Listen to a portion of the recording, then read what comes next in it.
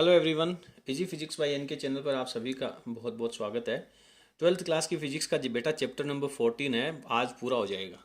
काफ़ी लंबे समय के बाद आज आपका चैप्टर नंबर 14 है। उसके लास्ट के 2-3 न्यूमेरिकल बचे, उनको अपन फिनिश करते हैं और इस चैप्टर को पूरा करते हैं। चलिए, 10वां प्रश्न आपको अपनी स्क्रीन पे नजर आ रहा है। क्या कह रहा है? प्रश्न कह रहा है कि एक परमाणु का ऊर्जा स्तर आरेख चित्र में दर्शाया गया है। ऊर्जा स्तर का आरेख दिखाया गया है। संक्रमण बी तथा डी के संगत फोटोनों का तरंग दैर्ध्य ज्ञात करो। यानी बी संक्रमण, आप देखें चित्र में बी संक्रमण कहाँ है? बी संक्रमण है जीरो एनर्जी से -4.5 इलेक्ट्रॉन वोल्ट की एनर्जी तक। यानी उच्चतम ऊर्जा है वो जीरो है और उसमें न्यूनतम ऊर्जा स्तर जो है वो -4.5 इलेक्ट्रॉन वोल्ट का है। तो जब 0 इलेक्ट्रॉन वोल्ट से -4 इलेक्ट्रॉन वोल्ट के कक्षक में जब इलेक्ट्रॉन आएगा तो दोनों कक्षकों की ऊर्जाओं के अंतर के बराबर ऊर्जा का उत्सर्जन करेगा। ठीक है, तो ऊर्जा उत्सर्जन के लिए फॉर्मूला क्या कहता है? ऊर्जा उत्सर्जन के लिए फॉर्मूला कहता है कि sir delta E is equals to H nu और that is equals to H C upon lambda. ठीक है, और डेल्टा ई क्या होता है? डेल्टा ई होता है, delta E is equals to E N two यानी उच्च ऊर्जा स्तर की एनर्जी और माइनस ई एन वन निम्न ऊर्जा स्तर की एनर्जी। ठीक है, तो यहां पे अपन लिखते हैं चित्र के अनुसार। तो चित्र क्या कह रहा है? चित्र कह रहा है कि जब बी संक्रमण होगा, बी संक्रमण यानी कि 0 इलेक्ट्रॉन वोल्ट से -4.5 इलेक्ट्रॉन वोल्ट तक आएगा। तो यहां पे मैं अब डेल्टा ई निकाल लेता हूं। तो डेल्टा ई निकालूंगा तो अपने पास होगा एच सी अपॉन लेमडा, और आपको वैल्यू किसकी चाहिए? लेमडा की चाहिए। तो इसमें कर देना आप H C upon delta E. ठीक है, इसके लिए आप यहां पे डेल्टा ई निकाल लें। क्योंकि डेल्टा ई कितना होगा? डेल्टा ई होगा बाद वाले ऊर्जा स्तर की वैल्यू। बाद वाले ऊर्जा स्तर की वैल्यू कितनी है सर? -4.5 इलेक्ट्रॉन वोल्ट है। और उसमें से गठानी कौन सी है? पहले वाले ऊर्जा स्तर की एनर्जी। जीरो कर दें। आप कैसे भी करके इसकी वैल्यू है वो आप निकाल सकते हैं। लेकिन यहां पे उच्चतम ऊर्जा स्तर कौन सा है? सर उच्चतम ऊर्जा स्तर तो जीरो वाला है। तो उसकी वैल्यू को तो अपने को, इसको आप ऐसे ना करके और आप इसको ऐसे करेंगे तो ठीक रहेगा। उच्चतम ऊर्जा स्तर जीरो है, फिर माइनस करना है। कितनी वैल्यू माइनस करनी है? -4.5 माइनस करना है। तो ये वैल्यू किसकी बन जाएगी? 4.5 इलेक्ट्रॉन वोल्ट की एनर्जी आ जाएगी, डेल्टा ई की वैल्यू। ठीक है, अब ये जो इलेक्ट्रॉन वोल्ट की वैल्यू है इसको जूल में कन्वर्ट करना होगा, क्योंकि लेमडा अपने को निकालना है। तो इसको जब आप जूल में कन्वर्ट करेंगे तो ये 4.5 और इलेक्ट्रॉन हटाने का मतलब इलेक्ट्रॉन के आवेश से गुणा कर दो। तो -1.6 के बाद -19 से मल्टीप्लाई करोगे। तो इससे जब आप मल्टीप्लाई करोगे तो वैल्यू कितनी आएगी? चाहे तो आप इसको सॉल्व करके लिख लें या फिर इतना ही पड़ा रहने दें, इसको जूल में लिख लेना। ठीक है बेटा, चलिए इसको मैं मल्टीप्लाई कर देता हूं। तो ये 10 की पावर -19 तो यहां पे रह गया। अब 4.5 को और 1.6 को गुणा कर लो आप, कितना आएगा? 7.2 की वैल्यू आ जाएगी। तो ये 7.2 इंटू 10 की पावर -19 जूल हो जाएगा। ठीक है, बी संक्रमण की बात कर रहे हैं तो लेमडा की वैल्यू कितनी हो जाएगी? देखें सर, लेमडा की वैल्यू, एच की वैल्यू कितनी होती है? एच की वैल्यू बताएं सर। 6.6 इंटू 10 की पावर -34। सी की वैल्यू कितनी होती है सर? 3 इंटू 10 की पावर 8 और बटा में डेल्टा ई की वैल्यू ये हो जाएगी 7.2 इंटू 10 की पावर -19। कैलकुलेशन कर लीजिए। जब आप इसकी कैलकुलेशन करोगे तो आपके पास बहुत एग्जैक्टली आंसर आएगा। कितना आंसर आएगा सर? इसका आंसर आएगा 2.75 और 10 की पावर में वैल्यू बचेगी -7 मीटर। ठीक है, तो ये 10 की पावर -7 है, इसको एंगस्ट्रोम में लिखते हैं जनरली अपन लेमडा को। तो एक काम करो, 10 की पावर -3 यहां बढ़ा दो और यहां 10 की पावर 3 से गुणा कर दो। तो कितना हो जाएगा? ये हो जाएगा 2750 इंटू 10 की पावर -10 और उसको अपन क्या कह देंगे? एंगस्ट्रोम। तो 2750 एंगस्ट्रोम है इसका लेमडा है, इसकी जो विकिरण है वो उत्सर्जित होगा। अब इसी प्रकार से संक्रमण डी ले लो। तो संक्रमण डी के लिए एक संक्रमण और दे रखा है, संक्रमण डी के लिए, बताइए क्या हो जाएगा। संक्रमण डी के लिए की वैल्यू हो जाएगी सर डेल्टा ई की वैल्यू। बताइए डी संक्रमण कहां से हो रहा है, -2 इलेक्ट्रॉन वोल्ट से -10 में जा रहा है, तो उच्च ऊर्जा -2 की है, माइनस करके और निम्न ऊर्जा -10 कर दीजिए, तो 10 से ये प्लस का हो जाएगा, माइनस का 2, तो 8 इलेक्ट्रॉन वोल्ट हो जाएगा। ठीक है, इस इलेक्ट्रॉन वोल्ट को जूल में कन्वर्ट कर लो, तो 8 इंटू 1.6 इंटू 10⁻−19 कर लो, तो कितना हो जाएगा, वैल्यू निकाल लो इसकी, 128 की वैल्यू हो जाएगी, तो 128 में पॉइंट लग जाएगा और 10⁻−19 जूल हो जाएगा। तो यहां से जब आप लेमडा निकालोगे तो फॉर्मूला तो वही है, H C upon delta E की वैल्यू, एच सी की वैल्यू कितनी 6.6 10⁻−34 और 3 इंटू 10⁸ रह गया, बट्टा में डेल्टा ई की वैल्यू ले लो, तो 12.8 इंटू 10⁻−19।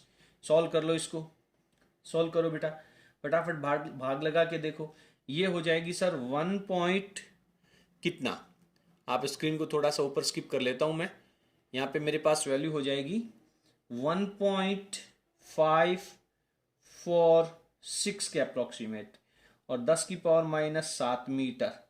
ठीक है, इसको एंगस्ट्रॉम में कैलकुलेट कर लो, तो 10⁻−3 बढ़ा दो और 10⁻3 से गुणा कर दो, तो ये 1546, 10⁻−10 को लिख देता हूं मैं एंगस्ट्रॉम, तो इतने एंगस्ट्रॉम का प्रकाश है वो यहां से उत्सर्जित हो जाएगा। तो इस तरीके से इस प्रश्न को अपने को यहाँ पे सॉल्व कर लेना चाहिए। उम्मीद करता हूं कि प्रश्न है वो बहुत सरल है और आप लोगों को बहुत अच्छे से समझ में आ गया होगा। फटाफट स्क्रीन को पॉज करके और प्रश्न को उतार लें, अगले प्रश्न में चलते हैं अपन। देखिए प्रश्न संख्या 11 जो है वो बहुत इंपॉर्टेंट है, बहुत सारे अच्छे अच्छे फंडामेंटल्स इसमें यूज होने वाले हैं।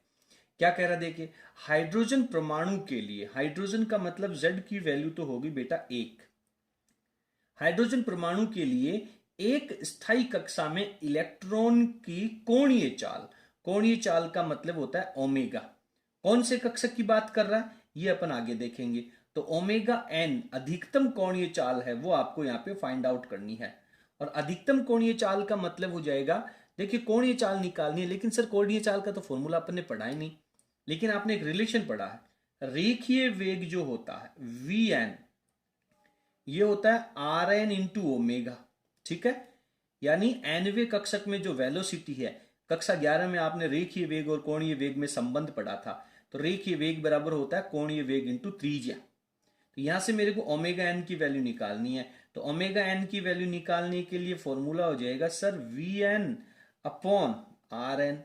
ठीक है, अब वी एन का फॉर्मूला आप जानते हैं, बताइए वी एन का फॉर्मूला क्या होता है, सर वी एन का फॉर्मूला होता है जेड ई स्क्वायर, याद कर लो फटाफट, याद कर रखा होगा, 2 एप्सिलॉन नॉट एन एच और बटा में आर एन है, आर एन जब गुणा में जाएगा तो उलट जाएगा, तो उलट जाएगा तो आर एन की वैल्यू होती है epsilon not an square H square और ऊपर वैल्यू आएगी पाई एम जेड ई स्क्वायर, तो ये आपके पास ओमेगा एन की वैल्यू हो जाएगी।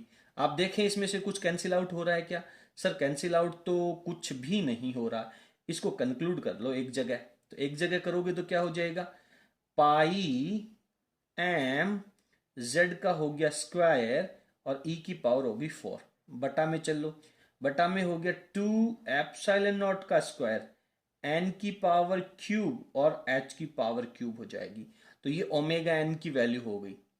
अब एक चीज मेरे को देख के बताओ, ओमेगा एन की वैल्यू आपको मैक्सिमम निकालनी है, तो बाकी सारी चीजें तो कांस्टेंट है, जेड की वैल्यू आपने 1 कह ही दी, तो कौन से कक्षक का कोणीय वेग मैक्सिमम होगा, तो आप लिखेंगे n बराबर 1 के लिए, जैसे n की वैल्यू सबसे कम होगी ओमेगा का मान सबसे ज्यादा होगा, और n की वैल्यू सबसे कम कितनी हो सकती है, 1 हो सकती है, तो n की वैल्यू 1 के लिए ओमेगा जो होगा वो आपका मैक्सिमम होगा।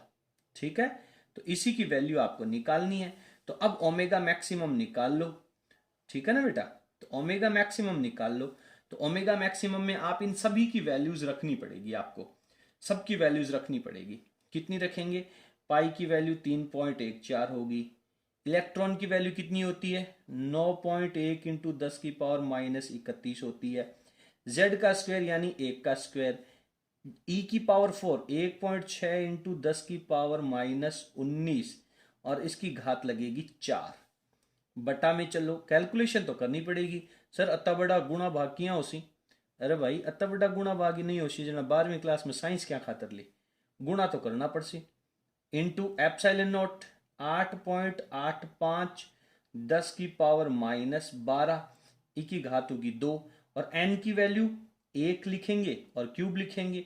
और अब एच की वैल्यू लिखो, एच की वैल्यू 6.6 इंटू 10 की पावर -34 और इसकी घात लगेगी 3। कैलकुलेशन तो करनी पड़ेगी बेटा, कोई इलाज ही नहीं है इसका तो, ठीक है ना। तो अब आप इसकी पहले वीडियो की स्क्रीन को आराम से पॉज कर लें, रोक लें और आराम से रफ कॉपी में गुणा भाग कर लें, ठीक है। चलिए मैं भी सोल्व कर लेता हूं। तो यहां पर मेरे पास इसकी जो वैल्यू आई है वो आई है 4115.8 इंटू 10 की पावर कितनी 13। यार ये संख्या थोड़ी बड़ी नहीं लग रही क्या? बिल्कुल सर बड़ी लग रही है। तो इस पॉइंट को पीछे खिसका दो, 1 2 3 अंकों के पीछे खिसका दो। तो 3 अंकों के पीछे खिसकाते ये पॉइंट हो जाएगा 4.1158 लिख दो। और 10 की पावर कितनी होगी? ये संख्या छोटी होगी तो 10 की पावर बढ़ेगी, तो 13 की पावर 16 हो जाएगी। ओमेगा की वैल्यू निकाल रहे हो तो ओमेगा यानी कोणीय वेग होता है, कोणीय वेग का मात्रक होता है रेडियन अपॉन सेकेंड। तो इस तरीके से इस प्रश्न का आंसर आप लोगों को आ जाता है। उम्मीद करता हूं कि प्रश्न आपको बहुत अच्छे से समझ में आया होगा। चलिए फटाफट अब अपन इस चैप्टर का अंतिम प्रश्न सॉल्व करने वाले हैं और इसके साथ ही आपका चैप्टर नंबर 14 कंप्लीट हो जाएगा। स्क्रीन को पॉज करके और क्वेश्चन को सॉल्व कर लें। अब अपन इसका अगला प्रश्न संख्या 12 पढ़ रहे हैं। देखिए क्या कह रहा है कि n बराबर 5 अवस्था से, तो ये n2 की वैल्यू दे रखी है आपको 5। इस अवस्था से n1 की वैल्यू पहली कक्षा में अवस्था में फोटोन के उत्सर्जन के पश्चात, यानी 5वीं कक्षा से पहली कक्षा में जब इलेक्ट्रॉन आएगा तो ऊर्जा का उत्सर्जन करेगा। उत्सर्जन करेगा तो उत्सर्जन के पश्चात हाइड्रोजन परमाणु का प्रतिक्षिप्त यानी प्राप्त संवेग कितना होगा? P की वैल्यू आपको चाहिए, ठीक है। तो P की वैल्यू चाहिए तो यहां पे सीधी सी बात है कि परमाणु का संवेग यदि आपको निकालना है तो यहां पे P बराबर mv का फॉर्मूला नहीं लगेगा। ऐसा नहीं है कि आप यहां पे m लिख लें और उसके बाद में v के कॉन्सेप्ट में चले जाएं। यहां से आप m भी नहीं निकाल पाएंगे और v भी नहीं निकाल पाएंगे।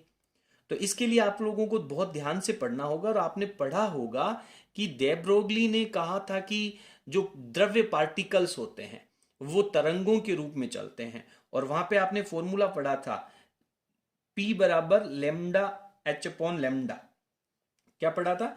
P is equals to h upon lambda. तो यहां से अपने को P की वैल्यू चाहिए और P की वैल्यू में फॉर्मूला होगा h अपॉन लेमडा। तो h तो अपन जानते हैं प्लांक कांस्टेंट होता है। तो बेसिकली अपने को यहाँ पे क्या चाहिए? अपने को यहाँ पे लेमडा चाहिए। तो लेमडा की वैल्यू आप कैसे निकालेंगे? रिडबर्ग का सूत्र का प्रयोग करेंगे और निकाल लेंगे। तो यहाँ पे अपन लिख देते हैं रिडबर्ग सूत्र से। बहुत इजी है यार, इसमें तो कुछ खास है ही नहीं। रिडबर्ग का सूत्र लगा दें तो रिडबर्ग कहता है कि 1 upon lambda is equals to कितना हो जाएगा? r और साथ में होता है z का स्क्वायर। और z कितना हो गया? चूंकि z की वैल्यू तो 1 हो गई क्योंकि हाइड्रोजन के लिए कह रहा ना, तो upon 1 upon n1 square minus 1 upon n2 square, यही तो करना है।